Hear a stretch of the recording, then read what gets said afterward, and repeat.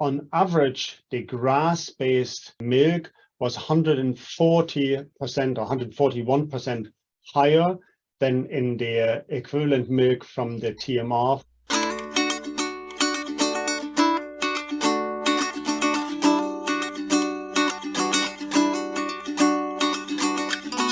Welcome back, everyone, to the Dairy Science Digest. This is a podcast designed to bring the Journal of Dairy Science straight to the ears of dairy producers. I'm Reagan Bluel from the University of Missouri Dairy Team, and today we're meeting with Dr. André Brodkorb and postdoc dairy chemistry fellow Mark Timlin. They are both located in Ireland, and they're food scientists. And so you're thinking to yourself today, perhaps, food scientists.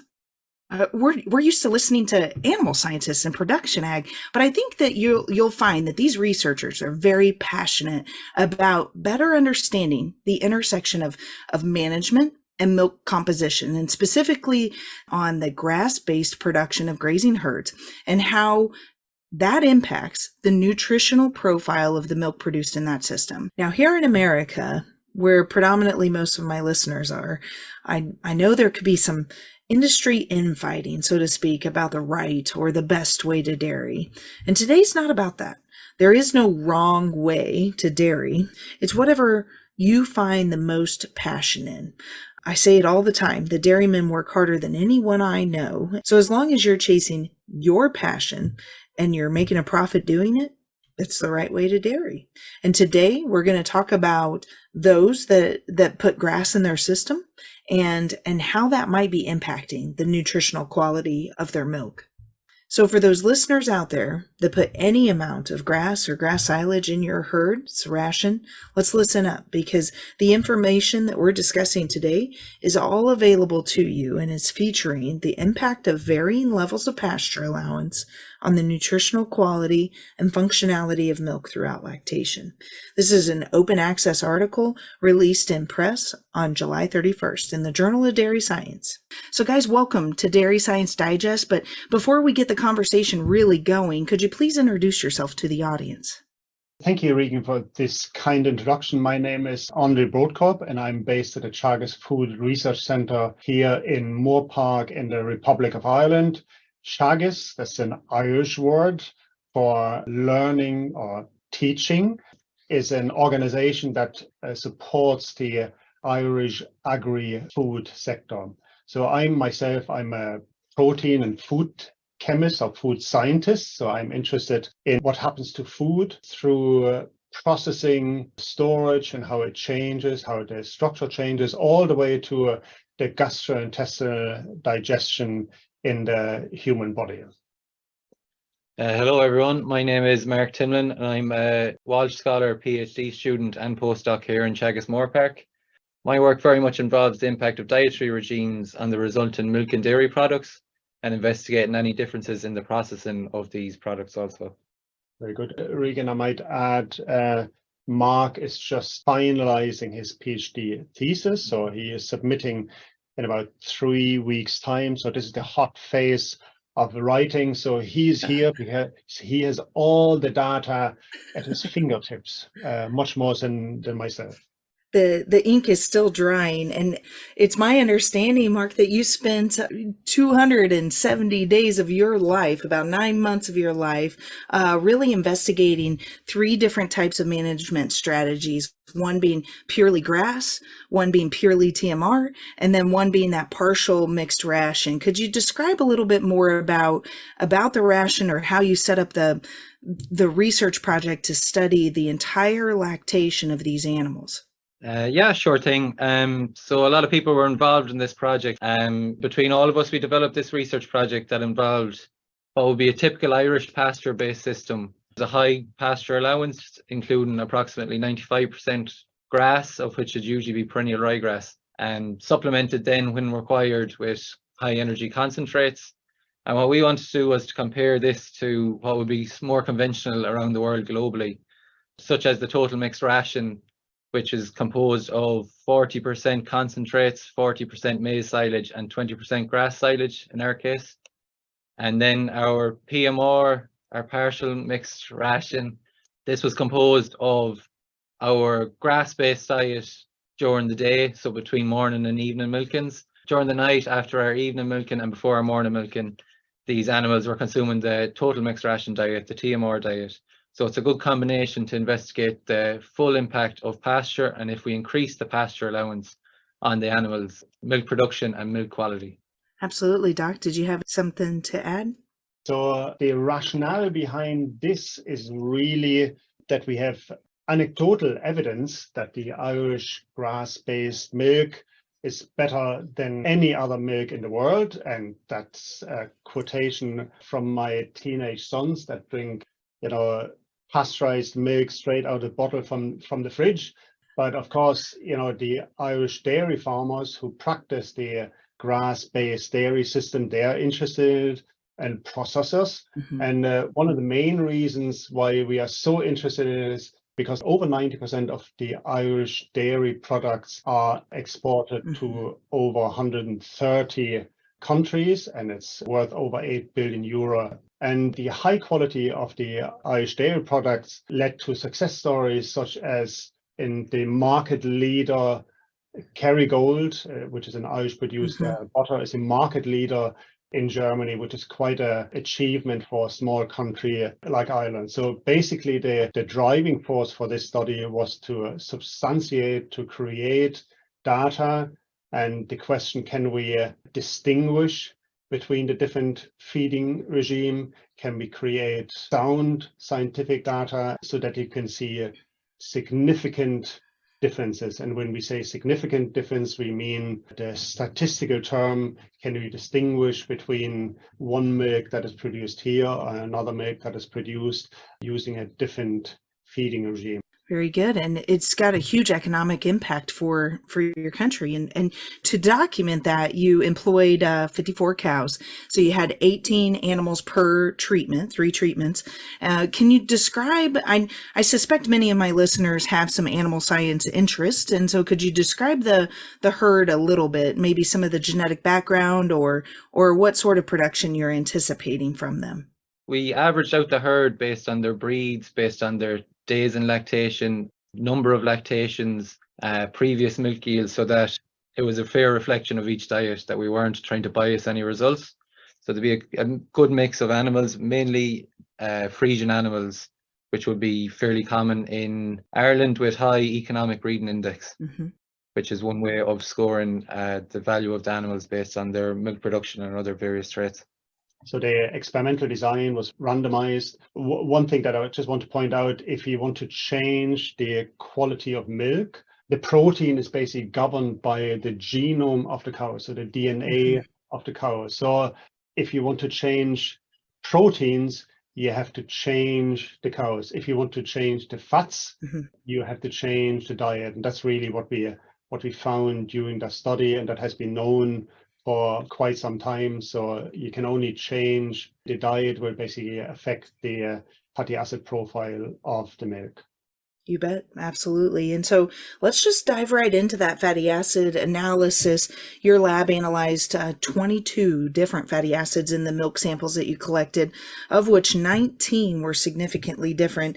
And I was hoping that you could give our listeners just a broad sweep of the brush, a little historical literature reference about fatty acids in milk and which ones are relevant to human nutrition.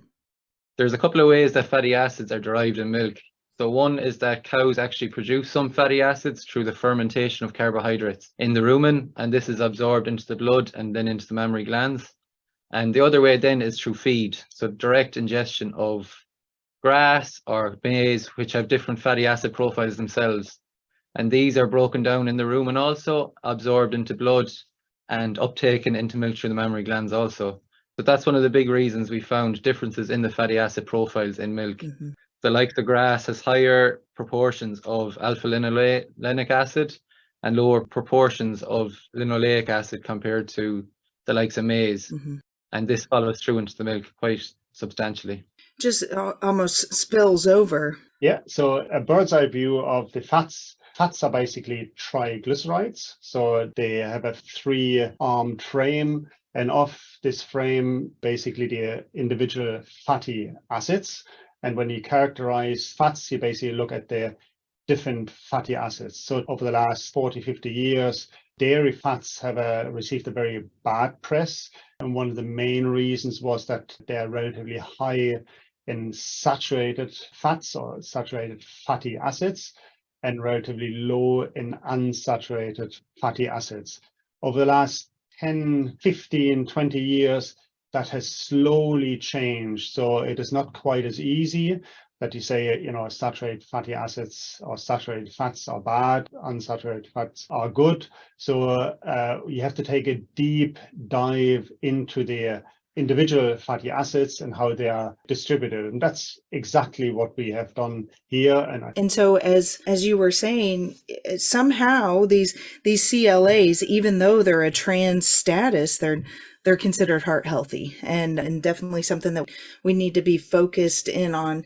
So let's go ahead and let's jump right in and talk about some of the biologically relevant conjugated linoleic acids that you guys were seeing and the concentrations and the differences between the treatments. Let's just roll right out. What were some of your observations?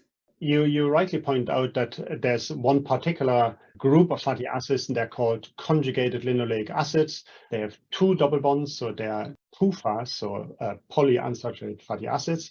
They're actually trans fats. So trans fats have a very bad name, but there are two types of trans fats. One are naturally occurring, and CLA, conjugate linoleic acid, is one of them, and others are industrially produced, and they're usually the bad trans fats. So CLA, or conjugate linoleic acid, has been associated with heart health, anti-cancerogenic, anti-diabetic, or anti-hypertensive properties, which are all good.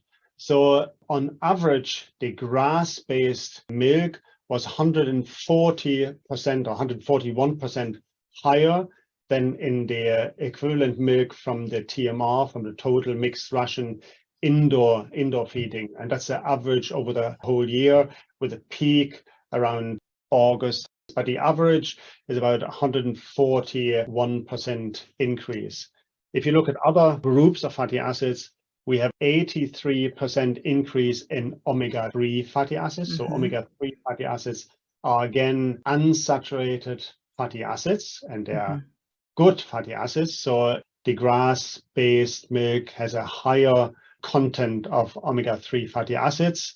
And overall, all unsaturated fatty acids, there's an increase of 14% of unsaturated fatty acids. So they're the good fats in milk derived from the grass-based dairy compared to the indoor TMR feeding system. And so, you reported it as an unsaturated index also. And when you look at it graphically there in figure 5, you can see the grass-based milk just towering over the other two. And your PMR is kind of tangled within the similar data lines of your TMR. And so it's just really speaking to the fact, while the PMR was intermediary for some of the observations, in many cases it ran more in alignment with the TMR. But let's talk a little bit about total fat production for your PMR versus the other two treatments. You saw a decreased total fat production for the PMR. Could you speculate why that might have been?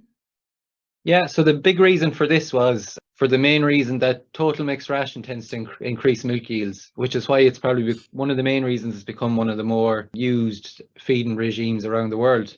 But with the PMR system, then we found that there was an increase in milk yields and overall milk fat yields. However, the milk fat percentage didn't increase with the same percentage. The milk fat yield didn't increase with the same rate as the overall milk yield, and therefore the milk fat percentage was slightly lower. Yeah. And, there's herds that I work with here that run a PMR, and just anecdotally, I find that to be the most challenging system to manage because of perhaps the inconsistency with the rumen, right? You've got that high quality flow of amino acids coming from your grass that's readily available to the rumen, and it creates a lower fiber intake overall because it's very lush, soluble, degradable fiber there. And it just is it's a hard system to manage to make sure that you get a consistent intake from those cows. Is that what you noticed over the year? We've great staff here in Teagasc Moore Park as well that help manage the cows extremely well. And as a research centre, it's very advantageous here. But the other one big thing we noticed is the difference in somatic cell count, which is quite often a good indicator of the other health of the animal and whether the animal is going through stress. And our PMR diet actually had a higher somatic cell count than our other two treatments. So this might be an indicator of some stress in the animals as well, despite our overall somatic cell counts in all three systems being quite low.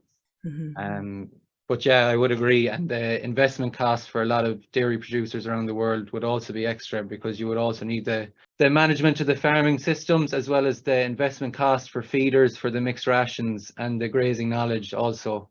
You bet. Absolutely. The reason why we introduced the PMR, so partial mixed ration, into the experimental design was we want to see whether there's a direct correlation between the grass intake and the effect on the nutritional components in the milk, because there are other factors, movement of cows or indoors, outdoors, all kinds of other things. But in this system, we can actually correlate the amount of grass with the components in the milk. So it's somewhere in between. It is not always in the middle, but in many instances it is.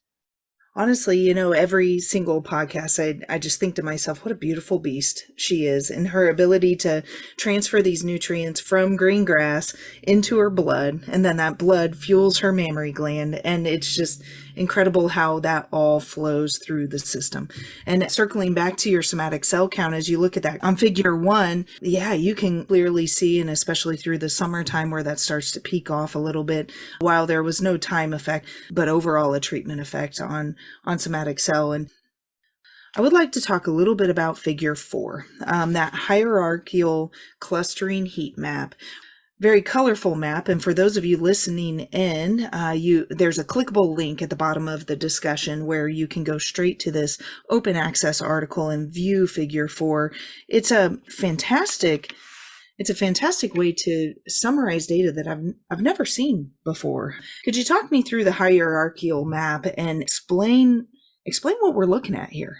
Yeah, so we kind of like to visualize the data in two different ways. So our first one was also in figure 3 in our PLSDA, where we can actually visualize the differences in the diet, in the milk of the feeding systems based on their fatty acid profile. And we can actually separate the feeding systems based on their fatty acid profile and visually separate them. See that there is differences from each feeding system.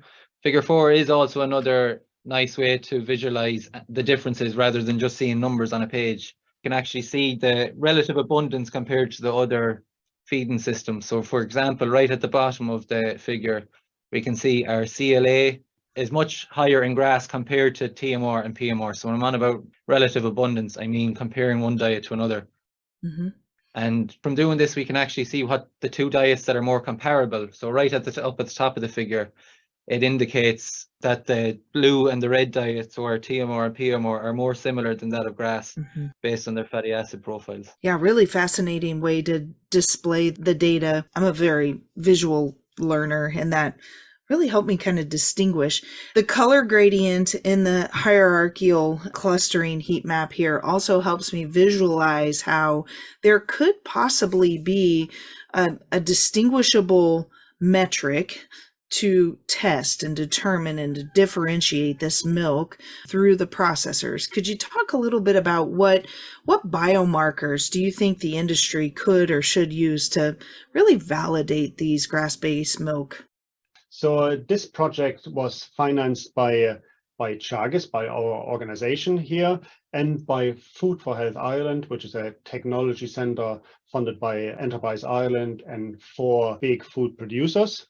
And in this overall project, so the paper that just came out, that is a first paper, because subsequently we also produce butter, whole milk powder, and cheese. And that will come out one after another. But we also work collaborators in Food for Health Ireland in the University College Dublin.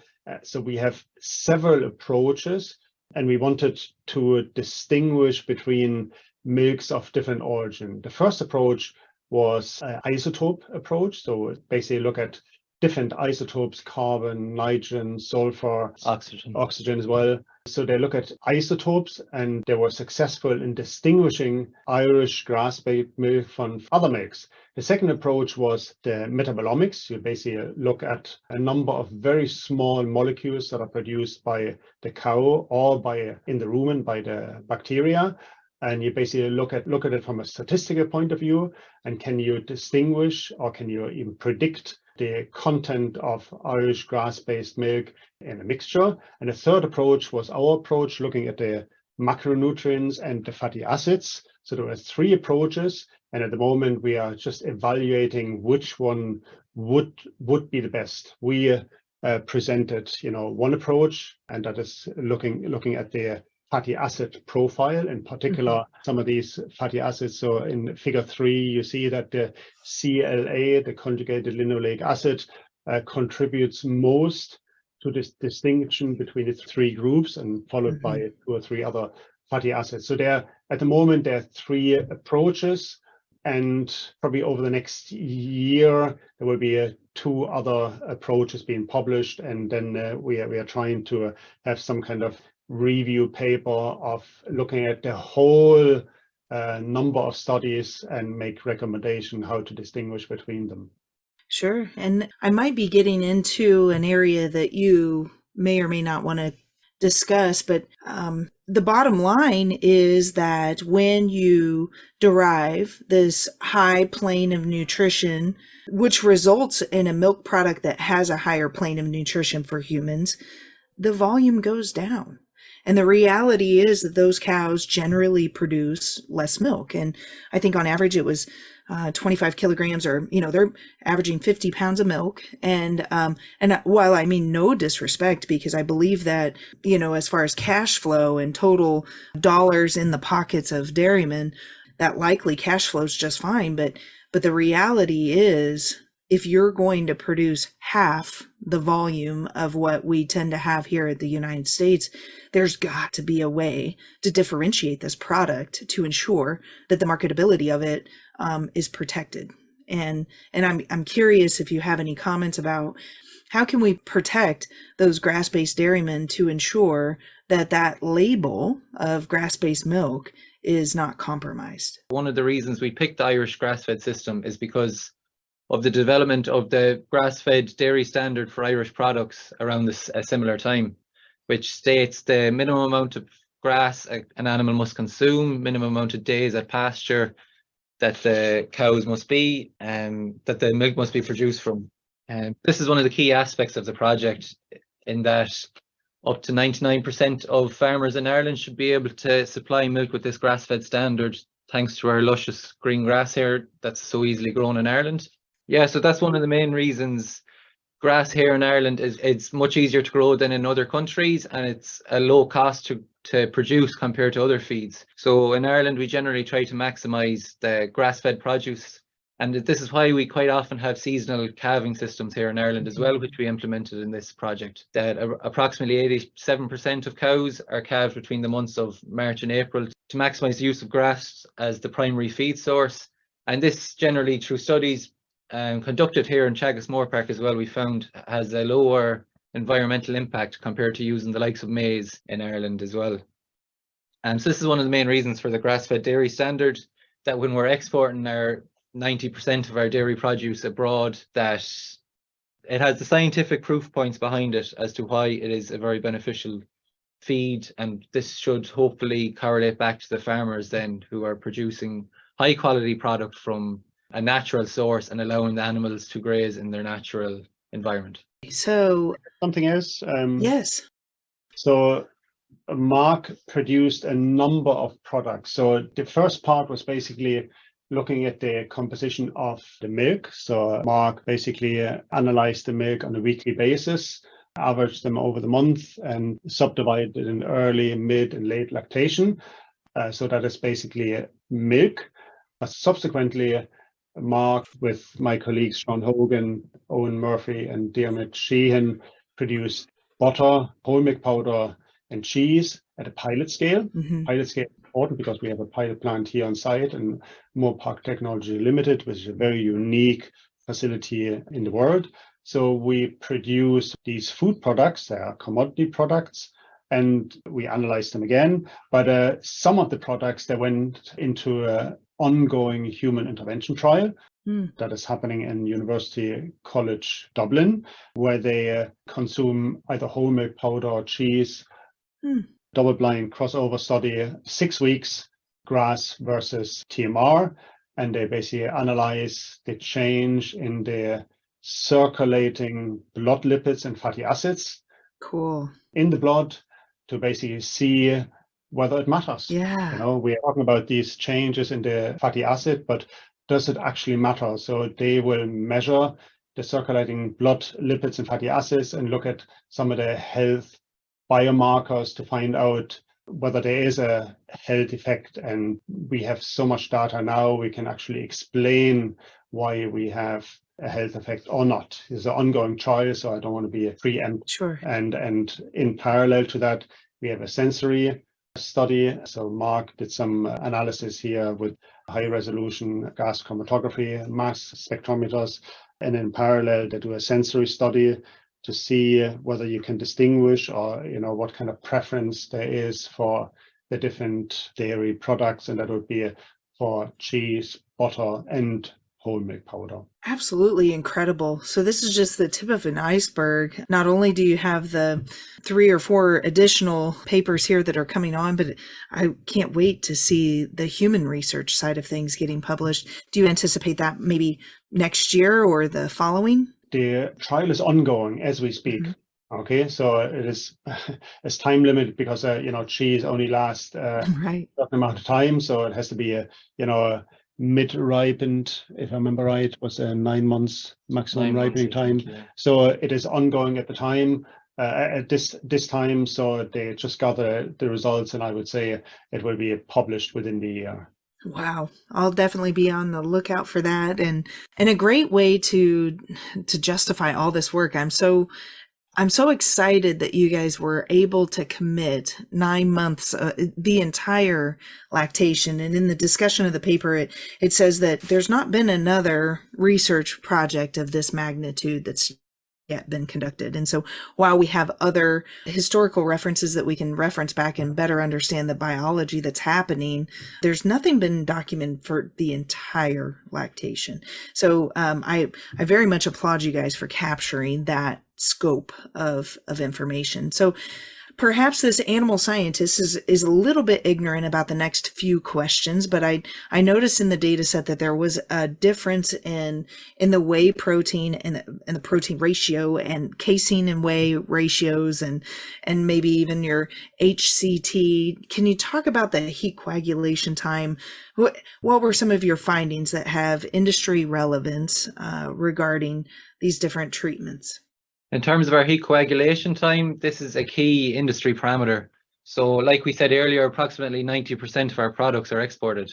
So in doing so, it's difficult to transport milk long distances. So the likes of if we were exporting to the US or Canada, we generally wouldn't export fresh pasteurized milk because by the time it reaches the US, it might be close to its expiry.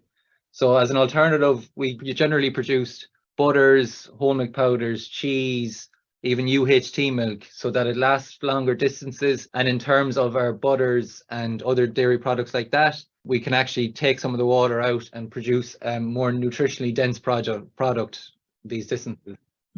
So in terms of our heat coagulation time, this is a test commonly used in industry to test if our milk would be suitable for a lot of these high temperature processes.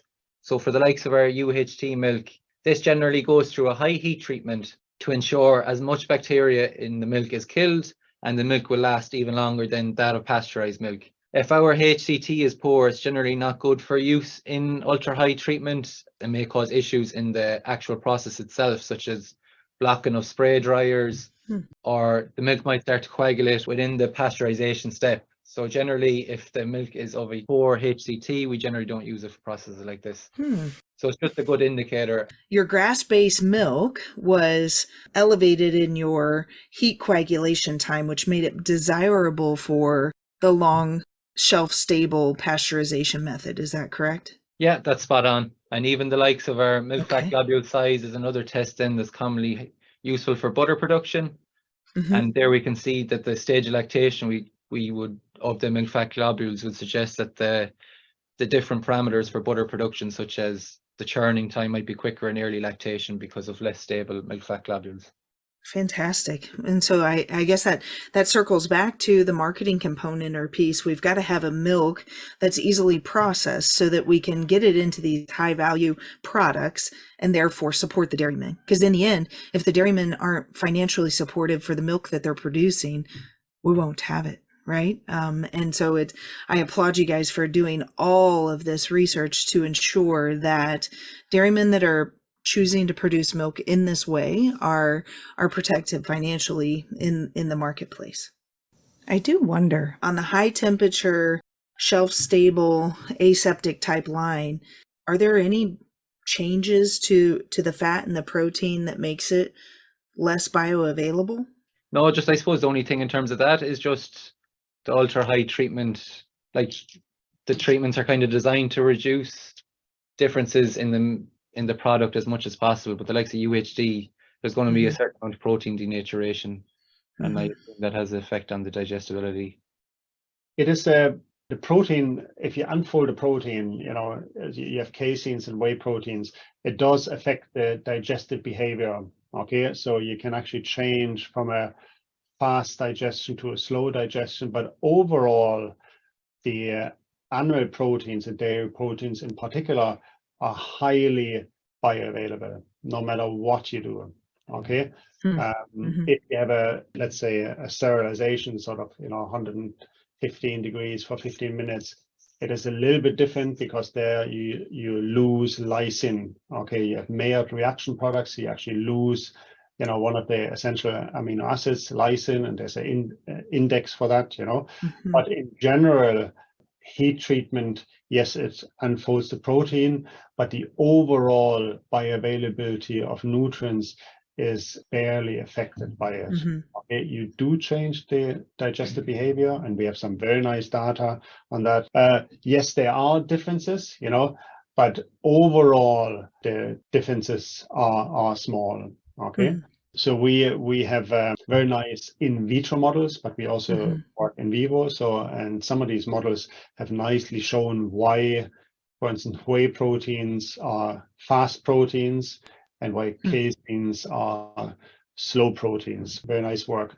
But overall, at the end of the small intestine, most of the proteins are digested and absorbed. Awesome. So that is probably one of the advantages of their animal proteins and dairy proteins in particular, that they are highly digestible. We're just meant to consume them, right? She's a beautiful foster mother. Now, so that's focused on the amino acid side of things. What about the fat? Does it oxidize at all through the heating? There is probably some amount of lipolysis. In other words, that they're breaking off the triglycerides, and that will give it a bit more of an off flavor. But there's not a huge amount, not that I've read anywhere anyways yet. Yeah, no, I agree. Yeah. I'd be curious if consumer panels can pick up that in the sensory panels. Will that be part of the research that's ongoing? Well, generally, for the heat treatment, not, because we are comparing the three groups. There have been studies in the past, and you can distinguish between low heat, medium, and high heat, no doubt about it. But from a nutritional point of view, it's probably not quite as drastic as you would think it is. Yeah. So if you got 140% more CLA, if you break off a few of those branches, it still doesn't matter. Right? Oh, and it'd still be fairly digestible too. Right. The flavor itself might be slightly impacted. Yeah. It's probably oxidation. You do have fat oxidation, but heat is only one factor that affects fat oxidation. This is great, guys. I really appreciate all the content and your knowledge and dedication. So, what would you like boots on the ground dairy producers to know about your research project? I suppose the big thing is that it's not just a snapshot in time. So for the milk, we collected over a full lactation cycle, but for the future work that'll hopefully be published fairly regularly over the next year and across the project as well, that when we produced butter, it wasn't just one time point in the year. It was across, again, we produced it in early lactation, we produced it in mid lactation and late lactation. So it's not just getting a snapshot in time where we're trying to bias the results that we know the likes of CLA might be higher in August. We try to get an accurate representation of a full lactation cycle, or notice any differences that might be caused by stage of lactation, such as the differences in the fatty acid content in March is actually healthier for consumption because the cow is in a negative energy balance and can't produce some of those fatty acids herself and uses up some of her own fat reserves, which are very high in polyunsaturated fatty acids, which are good for human health when consumed. Yeah, kudos to Mark and those that initially designed the trial. That's Tom McCallaghan and Karina Pierce, Mike O'Donovan and Deirdre Hennessy. They designed the trial, and that gives us the information that you can look at the whole picture, over a whole lactation, not just pick up a piece of cheese, in June and then make a big story out of it. Right. We can see, differences over the whole lactation period. And we are scientists, so that means we want to look at the data and don't just base it on wishful thinking, but on data and sometimes the effect of seasonality. And that is a big thing here in Ireland, because the Irish dairy system is based on seasonality. So the calving is synchronized with a grass season. Sometimes you have a bigger effect from the seasonality than from the actual feed, and we don't have any problems in publishing that either. Yeah, right. The data doesn't lie. Well, guys, this has been very informative, and I want to thank you for your time. And to you listeners, I applaud you for taking time out of your day today to learn about how grazing management can impact the nutritional quality of your milk and therefore your consumer base. And so I've really enjoyed our conversation, and this has been the August edition of the Dairy Science Digest, which is a monthly podcast project designed to bring the Journal of Dairy Science straight to the ears of producers. We highlight peer-reviewed research articles in press, and it's sound science that you can base your management decisions around, provided by your University of Missouri dairy team. So please be sure to like, share, and subscribe to get future editions straight to your cell phone. This is Reagan Bluel with the Dairy Science Digest, and I hope you have a great day.